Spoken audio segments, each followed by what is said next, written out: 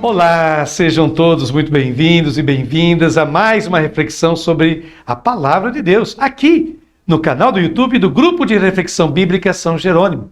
Estamos vivenciando o tempo da Quaresma, momento oportuno para uma profunda e transformadora reflexão sobre o nosso modo de viver, pensar e agir. Hoje, sexta-feira, da segunda semana da Quaresma, a liturgia nos propõe um trecho do Evangelho segundo Mateus. O nosso texto é Mateus, capítulo 21, versículos 33 a 43, depois do 45 ao 46. Integra o penúltimo bloco do Evangelho de Mateus, como vemos na imagem. Mais precisamente, o chamado livro 5, ou parte 5 do Evangelho. Antes de fazer um discurso sobre o fim dos tempos, o evangelista mostra Jesus envolvido em uma série de controvérsias na cidade de Jerusalém. São controvérsias com os sumos sacerdotes e os anciãos do povo, portanto, membros do Sinédrio. A corte que mais tarde acabaria mandando prender Jesus e o julgaria e condenaria à morte. Jesus encontra-se no templo de Jerusalém ensinando, como a gente vê no capítulo 21, versículo 23a. Quando questionado sobre com que autoridade faz essas coisas, quem te deu tal autoridade, como está em Mateus 21, 23b, Jesus responde com 3 parábolas claramente críticas e direcionadas aos líderes religiosos do povo judeu. A primeira parábola é sobre os 2 filhos. Um que obedece o pai, mesmo dizendo que não fará, e outro que diz que fará, mas desobedece. A segunda é a que está sendo proposta para a liturgia de hoje. Fala sobre os agricultores assassinos. E a terceira e última parábola é sobre o banquete de casamento e o traje de festa. Até o estado em que lemos hoje, essa parábola dos agricultores assassinos passou por várias etapas, muito provavelmente. O pano de fundo que a inspirou é certamente a Canção da Vinha, poema presente no livro do profeta Isaías, no capítulo 5, versículo de 1 a 7. Vamos ler essa Canção da Vinha. Cantarei em nome do meu amigo um canto de amor para a sua vinha. O meu amigo possui uma vinha em fértil colina. Capinou a terra, tirou as pedras e plantou nela videiras de uvas vermelhas. No meio construiu uma guarita e fez um tanque de pisar uvas. Esperava que produzisse uvas boas, mas ela produziu uvas azedas. E agora, moradores de Jerusalém e homens de Judá, eu lhes peço, julguem entre mim e a minha vinha. O que mais eu deveria ter feito pela minha vinha que não fiz? Porque esperei que desse uvas boas e ela me deu uvas azedas? Pois agora, vou dizer-lhes o que farei com minha vinha. Vou arrancar a sua cerca para que sirva de pasto. Derrubarei o seu muro para que seja pisada. Vou fazer dela um matagal. Ficará sem podar e sem capinar. Só mato e espinhos crescerão nela. E às próprias nuvens eu mandarei que não chovam sobre ela. A vinha de Javé dos exércitos é a casa de Israel, e sua plantação preferida são os homens de Judá. Eu esperava deles o direito e produziram injustiça. Esperava justiça, e aí estão gritos de desespero. Essa era uma canção muito conhecida e repetida nos tempos de Jesus. Porém, ao utilizá-la, Jesus faz uma inversão. A vinha, segundo ele, nessa parábola, é boa. A terra e a sua produção são ótimas. O problema não está na ausência de frutos bons, mas nos agricultores, nos vinhateiros. Enfim, nos responsáveis pelo cuidado da vinha. Vamos ler e comentar essa instigante parábola de Jesus. Comecemos. Lendo agora os versículos de 33 a 34, do capítulo 21 de Mateus. Você já vê aí na sua tela. Naquele tempo, Jesus disse aos sumos sacerdotes e aos anciãos do povo: escutai esta outra parábola. Certo proprietário plantou uma vinha, pôs uma cerca em volta, fez nela um lagar para esmagar as uvas e construiu uma torre de guarda. Depois arrendou-a a vinhateiros e viajou para o estrangeiro. Quando chegou o tempo da colheita, o proprietário mandou seus empregados aos vinhateiros para receber seus frutos. O evangelista aqui, com uma série de termos, mostra a grande preocupação deste senhor pela vinha. Abre aspas. Pôs uma cerca em volta, fez nela um lagar para esmagar as uvas, construiu uma torre de guarda. Fecha aspas. Tudo isso indica, portanto, a grande preocupação do proprietário com essa vinha. O termo usado para tempo significa o tempo propício, o tempo oportuno. Abre aspas. Mandou seus empregados aos vinhateiros para receber seus frutos. O evangelista insiste no fato de que os frutos pertencem ao dono da vinha, não aos vinhateiros. Prossigamos lendo Mateus, versículo 35. Os vinhateiros, porém, agarraram os empregados, espancaram a um, mataram a outro e ao terceiro apedrejaram. Este é o destino dos profetas. Continuamente Deus enviou profetas ao seu povo. E seguidamente esses profetas foram rejeitados, foram perseguidos e muitas vezes foram mortos. Por quê? Ora, os profetas sempre convidavam a mudança. Mas aqueles que estão instalados no poder não desejam mudar, mas sim manter o seu privilégio, a sua posição de prestígio. Prossigamos lendo os versículos de 36 a 37. O proprietário mandou de novo outros empregados, em maior número do que os primeiros, mas eles os trataram da mesma forma. Finalmente, o proprietário enviou-lhes o seu filho, pensando, ao meu filho eles vão respeitar. Diz então o evangelho, finalmente o proprietário enviou-lhes o seu filho. A expressão indica o filho único. O filho único é aquele que representa o pai e que herda tudo. Pensando, ao meu filho eles vão respeitar. Que ilusão! As autoridades religiosas pedem respeito apenas para si mesmas. Mas não respeitam os outros porque tudo o que fazem, como Jesus denunciará agora, é baseado na sua conveniência e não no bem dos outros.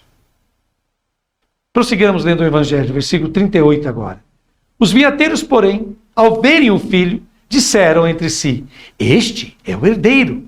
Vinde, vamos matá-lo e tomar posse da sua herança.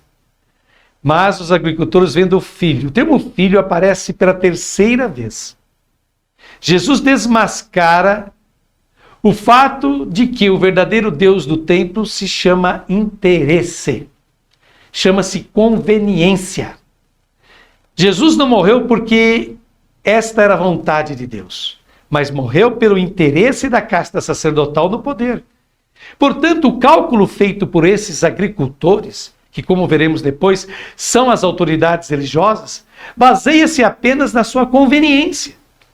Enquanto Jesus sacrificou a sua própria conveniência pelo bem dos seres humanos, as autoridades religiosas sacrificam o bem dos seres humanos pela sua própria conveniência. E nem sequer hesitam em assassinar o Filho de Deus. Prossigamos agora com os versículos 39 a 41a. Então agarraram o filho, jogaram-no para fora da vinha e o mataram. Pois bem, quando o dono da vinha voltar, o que fará com esses vinhateiros? Os sumos sacerdotes e os anciãos do povo responderam, com certeza mandará matar de modo violento esses perversos. Vejam só vocês, ser expulso como o filho da vinha significa, de acordo com o livro de Levítico, capítulo 24, versículo 14, a condenação que estava reservada aos blasfemadores. As mais altas autoridades religiosas do povo consideram então Jesus, o Filho de Deus, um inimigo de Deus, um blasfemador, e como tal deve ser eliminado, fora da cidade. Então, quando o senhor da vinha vier, o que fará aos lavradores? Perguntou Jesus. E os sumos sacerdotes e anciãos, a quem Jesus dirigiu a parábola, emitem a sua sentença. Abre aspas. Ele fará com que esses ímpios morram miseravelmente. Podemos traduzir melhor esse texto a partir do grego. Ele pode ficar assim, esse texto. Ele fará com que essas pessoas miseráveis pereçam miseravelmente. Ou, outra tradução, ele destruirá gravemente essas pessoas más. Então, eles mesmos se dão a sentença. Prossigamos, lendo agora os versículos 41b a 42. e arredará a vinha a outros vinhateiros, que lhe entregarão os frutos no tempo certo. Então Jesus lhes disse: vós nunca lestes nas Escrituras? A pedra que os construtores rejeitaram tornou-se a pedra angular. Isso foi feito pelo Senhor e é maravilhoso aos nossos olhos. Vejam só. A vinha será arrendada para povos pagãos. É isso que Jesus Cristo está dizendo. E Jesus, com profunda ironia, se dirige às pessoas piedosas, aos sumos sacerdotes, aos anciãos, que conhecem como ninguém a Escritura Sagrada, como se eles fossem ignorantes, perguntando assim: vocês nunca leram nas Escrituras? E ele cita o Salmo 118. A pedra que foi rejeitada era, na verdade, a pedra mais importante, a pedra angular. Prossigamos lendo agora o versículo 43 do capítulo 21 de Mateus. Por isso eu vos digo, o reino de Deus vos será tirado e será entregue a um povo que produzirá frutos. E aqui está a sentença de Jesus. Por isso vos digo, o reino de Deus vos será tirado. Jesus já havia dito que as categorias de pessoas consideradas pela religião como as mais distantes de Deus, no caso, as prostitutas e os cobradores de impostos, avançaram não no sentido de preceder, mas de ocupar o lugar dos líderes do povo. Agora, Jesus diz isso claramente, abre aspas, o reino de Deus vos será tirado e será dado a um povo, ou seja, um povo pagão, que produza frutos. Lemos agora o versículo 44. E quem cair sobre essa pedra ficará despedaçado, e sobre quem ela cair, ela o esmagará. Vejam bem vocês. O versículo 44 não está incluído no texto que a liturgia de hoje nos traz. A autenticidade desse versículo é muito discutida. Provavelmente trata-se de um acréscimo de outra autoria.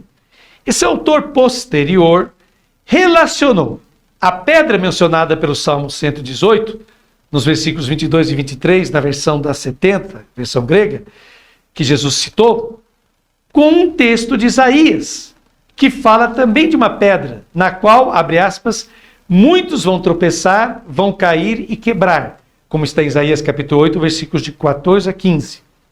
Basta aplicar isso a Jesus. E quem cair sobre essa pedra ficará despedaçado, e sobre quem ela cair, ela o esmagará, nos diz o versículo 44. O responsável por esse acréscimo não se deu conta da impossibilidade de tropeçar em uma pedra angular. Talvez ele tenha alertado sobre isso, mas preferiu indicar que o desastre ameaçava não apenas as autoridades religiosas judaicas, mas qualquer um que confrontasse Jesus. Vejamos agora os dois últimos versículos, o 45 e o 46. Quando ouviram as parábolas de Jesus, os sumos sacerdotes e os fariseus entenderam que ele se referia a eles. Procuravam prendê-lo, mas ficaram com medo das multidões, pois elas o consideravam um profeta. Esses versículos nos fazem compreender o significado e a quem esta parábola foi dirigida. Aqui os anciãos são substituídos pelos fariseus. As palavras de Jesus não despertam o desejo de arrependimento das autoridades, mas apenas a vontade de eliminação daquele que as desmascarou. Essas autoridades jamais se arrependem. Será que nós, católicos, não deveríamos tomar mais a sério essa parábola dos vinhateiros assassinos? Nós, católicos, não estaríamos muito seguros de nós mesmos, achando que Jesus Cristo tenha uma espécie de contrato de exclusividade conosco, tornando a nossa igreja a única representante sua na terra? Afinal, não basta cuidar da vinha que o Senhor Deus nos confiou. É preciso entregar os frutos no tempo certo. Será que estamos fazendo isso? Estamos de verdade conseguindo entregar os frutos que Deus espera de nós? Reflitamos. É quaresma, é tempo oportuno, é tempo de graça. Obrigado pela sua audiência e até amanhã com mais uma meditação da Palavra de Deus.